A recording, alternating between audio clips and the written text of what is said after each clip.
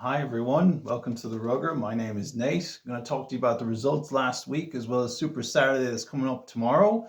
Last week there were a few amazing games. Actually, they were all great, but especially the Scotland against France one. But I'm going to start off just with the Ireland against Wales that was on Friday night. That was 27 points to 17. It wasn't so much a step back for Ireland as a step forward for Wales. They played fantastic. They're really coming along nice. I think they're cooking and they're going to start winning games again this time next year if they don't win tomorrow. So yeah, 27 to 17. It was 12-10 at halftime to Ireland. So it was close for the majority of the game. They got the crucial bonus point in the end, which was great to see. I have the table up here as well, just as an aside to show you how close the points are right now. Stockdale has broken his curse. He finally scored a try for the first time in, I think, 5 years, so that's great to see. Had a really good assist as well. I don't think he necessarily played his way on the team, but he hasn't played his way off it either, if that makes sense. So he's definitely still in the conversation for the remaining cycle of the World Cup. Crowley, he scored the second try. He seemed a little bit frustrated with himself. I think he was aware he wasn't playing as good as he was against England, but still had a nice try. Jack Cohn had a try chalked off in the first half, but scored another one in the second half anyway. Got the player of the match for his performance. Been great so far. I'm delighted to see that he's starting tomorrow. And then Jamie Osborne finished it out with the last Irish try. Got that crucial bonus point. So it was not a walkover, and I was expecting them to really come out the blocks and punish Wales, especially the fact that it was in the Aviva. But it just goes to show that the Welsh team is building, they are improving, and there can be victory and defeat. A lot of people were talking about the Welsh performance in that game. It was a real arm wrestle. This guy, Rees Carr, one of the props, scored a try in the first half that is already being lauded as the best try of the tournament so far. It's always nice to see a prop get a try, but especially when he's beating about 4 or 5 defenders. Even though they were Irish, it's a bad moment for us, but a good moment for Wales. So they are coming back. So watch this space, see how they get on tomorrow. But the big game of the weekend, and the game that has bought us time, if you're an Irish fan, was the Scotland against France fixture in Murrayfield on the Saturday. 50 points to 40. Scotland won. They put half a century on this French team that's supposed to be the best French team in history. I thought it was just, you couldn't take your eyes off it, really. Everybody turned into a Scottish fan for those 2 hours. I thought it was brilliant. The score was 19-14 to Scotland at half time, so you could be fooled into thinking it was quite close, but it seemed that even in the first half, they came out the blocks and just ran at France, and they wanted to show people how to beat France, is that you run at them, and you run at them constantly. You play ball in hand, and you take about 100 risks. And for a team like Scotland, it paid off because their backline is just world class. Darcy Graham, Sione Tupulotu, these are really world class players, and it was just great to see them win. It just brought everybody a bit of hope. Scotland hope, Ireland hope. There's no Grand Slam now, so France are still they still have to play to win. So that's always good to see. Makes it dramatic for the final round. Darcy Graham scored 2 tries. This guy, Kyle Stein, I never heard of him before this game, but definitely know about him now. He scored 2 tries. He went off with a buggy, but now he's back playing. So this goes to show you when there is a buggy, it's not a death sentence. You can come back the following week. Schumann, White, Jordan, they were all lining up to score tries against this French pack. And it looked like France were really off, like they were shocked, like they were shell-shocked. They were just like, even Antoine Dupont, quote unquote best player ever. Is he really? I don't know. He's definitely one of them, but I mean, he had a bad game. He did a huge forward pass to LVV when they were just trying to get the ball out of there, and I was just like, wow, I've never seen him do something. It was just so lethargic. It was so defeatist the way he threw that ball. It was just it's a game to watch again. There's just so many moments, but it was especially that second half. Like that scoreline would tell you that it was close, but it was anything but. France got 3 tries in the last 10 minutes, but you never for a second thought they were going to overtake Scotland. So hats off to Scotland, our Celtic brothers across the water. And then we had Italy against England. So if you didn't think the weekend was going crazy enough, then Italy beat England for the first time, 23 points to 18. Fantastic result for them. I'm a huge Italy fan when they're not playing Ireland. I think they're great, really exciting. Great scrum. They put it up to South Africa in the November series, and they seem to be going from strength to strength. This guy Quesada, their coach, just seems to really be on the ball and bring them in the right direction. So broke a record for them, first win against England. You have to be happy for that. it makes it so justified having them in this tournament, because some people in the past used to call for England to be, or sorry, Italy to be removed, regulated, whatever that means. So good to see that they're making their mark. If they win tomorrow, they will have their best Six Nations campaign on record. So that's an interesting fixture as well. We'll talk about that in a bit. England are in the doldrums right now. They're really under pressure. Steve Borthwick is under pressure. He's playing what they call spreadsheet rugby. Imagine Excel sheet, numbers, positions, players, graphs, really boring analysis, data stuff, and it's not working. And it was working for a while, and they had a good 12-game unbeaten run, but now it just seems to be imploding. The spreadsheet is on fire. So they are under a real serious amount of scrutiny now, especially when you talk about, the English media. They're just, they don't pull any punches. They seem to just love beating up on their own heroes. So I feel bad for the English team right now. There's some good players there, but they are really on the spotlight for the wrong reason. So that was last weekend. But what's happened this weekend? Well, we got Ireland playing Scotland in Viva. It's a home game. Again, it's an early game. 2:10 p.m. in the afternoon. Jeez, just unfortunate. It seems a lot of Ireland games were early this year. It's a 5-3 split, which makes sense because of the Scottish backline are very good. So you got to keep those backs, keep them rolling, keep them rotating off the bench. So for the front pack, we've got Tom O'Toole, covered by Michael Milne. That's unchanged. Tom O'Toole's having a great Six Nations. He's done this very nice adaptation from tight head to loose head. Not easy to do, but apparently it's easier as opposed to going from loose head to tight head.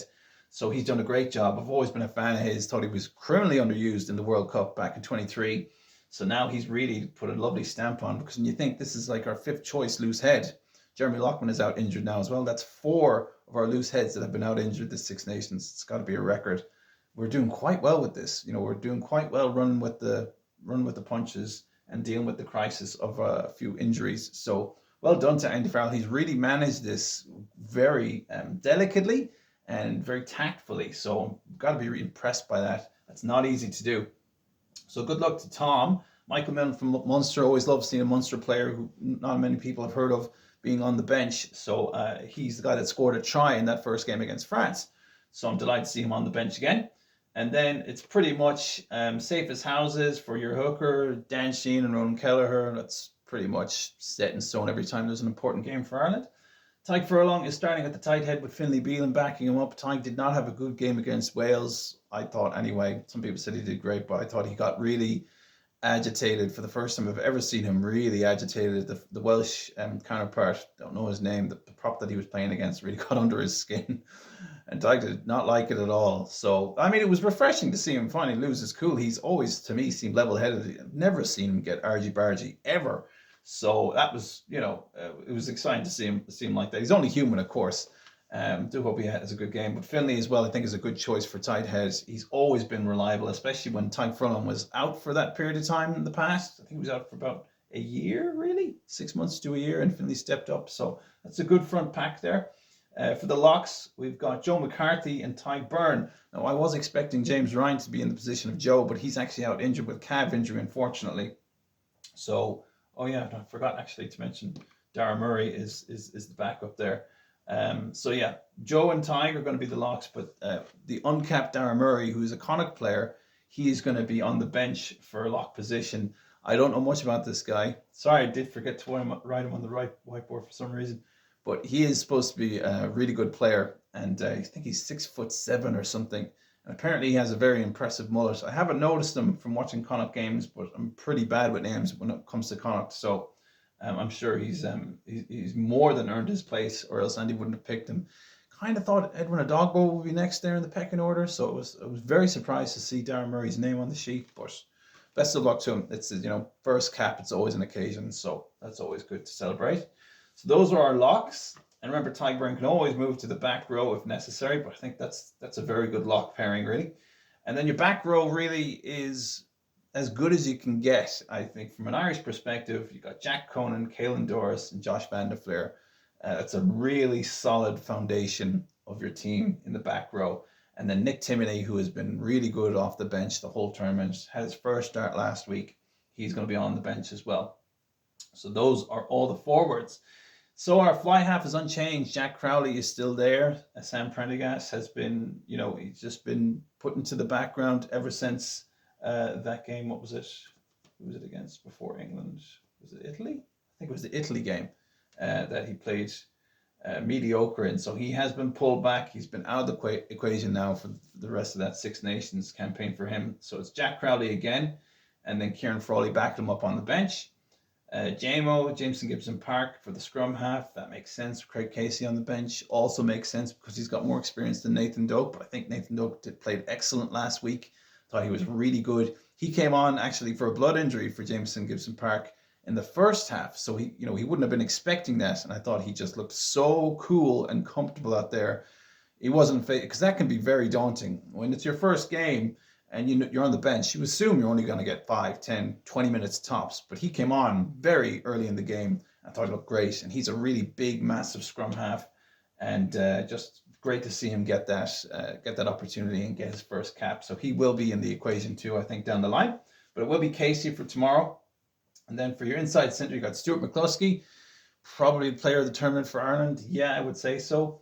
And Gary Ringrose, same as before. Bundy Aki is on the bench. I think this is a bit controversial. I love Bundy, I do. He's up on my wall, but I just don't think he's been playing great lately. But, I mean, could it be his last game? Could this be a kind of a last chance saloon for him? The World Cup is only a year away now.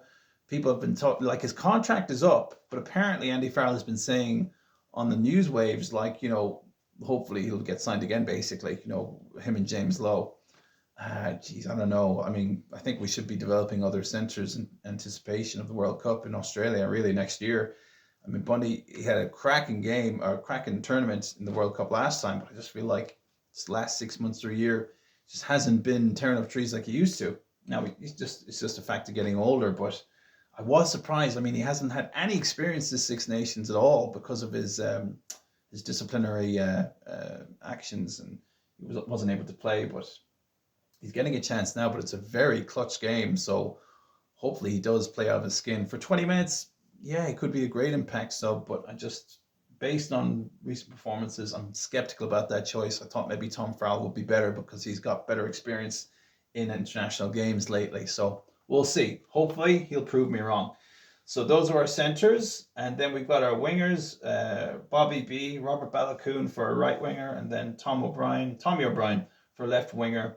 They played so well together in that England game. They really bounced off each other so well. I thought their chemistry, the way they were flowing together was great. Everybody was kind of up in arms a bit about Stockdale being on the last game against Wales, but I think it was right to give Tommy a bit of a break and make sure he's good because he is really, really dependable winger. So he doesn't normally play a left winger, but he was fine with it against England. So glad to see that he's back there. Then you got Jamie Osborne for fullback. No big surprise, he's been fullback the entire tournament. So that is the squad. So how's this game going to go? Well, you would think Ireland have this. They're ranked higher. They have had the hoodoo over Scotland for 10 years now. And they haven't been beaten for a very long time. I think the last time Scotland actually beat Ireland was in Ireland was Croke Park Stadium, and I believe that was 2017. I think it was 2017. And I think the last time Scotland won the Six Nations was before it was even the Six Nations. It was known as the Five Nations back in the 90s. And they haven't won a Triple Crown in like 38 years or something. So the Triple Crown is up for grabs between these two teams. So that's what makes it so delicious. It's great. So really something is going to happen, whether Ireland win or Scotland win, someone's getting that Triple Crown and someone is going to be at the top of the table for a few hours. I think Ireland do have them. There has been talk in the media. Darcy Graham was doing a little bit of yapping about it. It was all in good fun. Big fan of his as well. He was the guy that had his Lions tour cut short very, very tragically. Just after 15 minutes of playing, he injured himself. And it's great to see him playing world-class rugby again. So I think, there's always this rivalry between Ireland and Scotland. I think there was more so when Peter O'Mahony was on the scene. He really loved it. He really knew how to get into the heads of the Scottish. And his last game at Murrayfield, he got huge boos, and it was like, he said it was one of his, biggest compliments, achievements, career-wise as a rugby player, to get that much of a negative reaction coming off the field for Ireland. So, but look, Scotland have been playing so great. They really floored France. They could do the exact same here. I think they're just going to play really fast in ball and hand rugby. Ireland are going to have to like really pull out another performance like they did against England. I'd say it'll be a close one like it was 2 years ago in 2024, but hopefully higher scoring. That was a low scoring game. I want to see a lot of tries in this game. I really want them both throwing the kitchen sinks at each other. And to be honest, even if Ireland do lose, I will be supporting Scotland to take it home. I just don't want France to win 2 years in a row. I just think that'd be so boring. So really, I don't know. Ireland by 4, maybe 5. Really depends what Scottish team shows up. They have had injuries, but their team still looks great. So that's a tough one to call. But I'm going to say Ireland just based on the hoodoo that they have over Scotland. And you don't want to be breaking that a year out of a World Cup. I mean, it will break eventually. Scotland will beat Ireland eventually. But a year out, because they're in the same group in the World Cup, I'd like to keep psychologically the nail on them. So hopefully Ireland will do the business. But it's a good looking squad. So best of luck to Ireland. Then later on, there are 3 games. It's going to be a real Super Saturday. It's pretty much 9 hours of rugby. So find a good perch, whether it's a couch or a bar, and just enjoy and get some food in between. So then you've got Wales playing Italy in the Principality Stadium. It's at 4:40 p.m. So really, as a neutral, and I'm pretty much a neutral, I'm a little bit more Italy than Wales in this one, but I don't mind whichever one. Whoever wins, it's going to be good for them. If Wales win, they're breaking their losing streak of 3 years in the Six Nations by winning a game. If Italy win, it's their best Six Nations ever. So really, you can't lose as a spectator there. I hope it's a good one. And then you got France against England in France, in Paris, at 8:10 p.m. So everyone and me and their mother thinks France is going to win that. But, given that this is probably the most remarkable Six Nations in living memory, everyone agrees it's one of the best they've ever witnessed because of all the turns and ups and downs. Who knows? England could play really, really well. France could have a really bad day. England are under enormous pressure to have a performance because if they lose this game, it's their worst Six Nations in a long time. It's going to make headlines. It's going to get media attention, the worst kind. Everyone's going to be feeling the pressure. So, maybe it'll work. Maybe France are still very flustered. I think they'll be pretty pissed off they didn't get the Grand Slam for a second year in a row. And remember, England beat France last year. They were the only team to actually beat them last year. So they have that kind of psychological advantage against them. Different teams, different rivalries, different psychological kind of legs up you have. So, yeah, I still say it's an educated guess. It's France. But who knows? England could do us a favour. I really would love England to do us a favour. Whether it's Ireland winning or Scotland winning, I just think it would be hilarious if England actually just was able to pull out a win at the very end of what has been a terrible campaign for them. So we will see. But just a quick look at the points here. So I just took the top 3 teams, Ireland, Scotland, and France, 14 points, 16 and 16. Just to give you an idea, excuse me, of permutations and how it works. For the Ireland game, for example, they need to win, and they probably need to get a bonus point. What does that mean? A normal win, just by whatever amount of points, is a 4 points. That's the points you accumulate. But if you get 4 tries in the process, you get an extra bonus point. So would that bring up to 5? So if Ireland beats Scotland with 4 tries, it will bring them up to 19 points ahead of everybody else. But then, of course, it's not over. Then France, if they are beaten by England, then Ireland wins the Six Nations. Happy days. Very unlikely, but it's possible. If France lose the game, but they get 2 losing bonus points, Ireland will still win, given that they have gotten that 4 try bonus point. But to reel it back and say, okay, Ireland win, but they only get 4, if France get 2 losing bonus point, 1 point for scoring 4 tries, and a second point for being within 7 points of the opponent, like England, they would still win. Because if it's tied, if Ireland are on 18 and France are on 18, France will win on points difference, which they have by about 90 against Ireland. So I suppose it will become clear as the day goes on, and the commentators will always fill you in on that. You just need to get the Irish game out of the way and win it and get that bonus point to be set up as best as possible. But if France win, regardless what happens, they will still win overall. So if, let's say, Scotland win, for example, they get 5 bonus points. They get 21 points. They beat Ireland, they get 4 try bonus point. And France did the same. They will be level, but France again have the points difference. So they're in a very comfortable position despite the setback against Scotland last week. So really, it's going to take a mountain of luck to do this. No, don't say it will never happen, because anything can happen in sport. Sport is cruel. So sport is very unpredictable. So that's just a bit of a look on how that table looks. But it will get easier to understand as the day goes. The Italy Wales game is very inconsequential. Just it's about small wins there for their own kind of records. But really, in terms of the top three, they are no threat whatsoever. So yeah, that's what it looks like. It's just great that we have 3 teams, 3 very good teams in contention here. So, and I love that the last game of France is the last fixture. Like, if they were the first fixture of the day and just blew everybody out of the water, yeah, I mean, that would be terrible. That would be really like, okay, what are we going to watch the rest of the day for? So I'm glad the way the schedule is fall. So yeah, that is what tomorrow is looking like. It's Super Saturday. I hope you enjoy it. I hope you've enjoyed this video. Please like, subscribe, leave a comment. Who do you think is going to win? What do you think is going to happen between Italy and Wales? That's a really interesting fixture. What's going to happen with the England-French game? Are France just going to come out and totally hose them in anger of the reaction of what happened? And this Scotland-Irish rivalry, can it live up to the bill? Can Ireland keep the hoodoo over them? That's one hoodoo that works in our favour, is our hoodoo over Scotland. So we'll see. So yeah, I hope you enjoy your rugby, and thanks.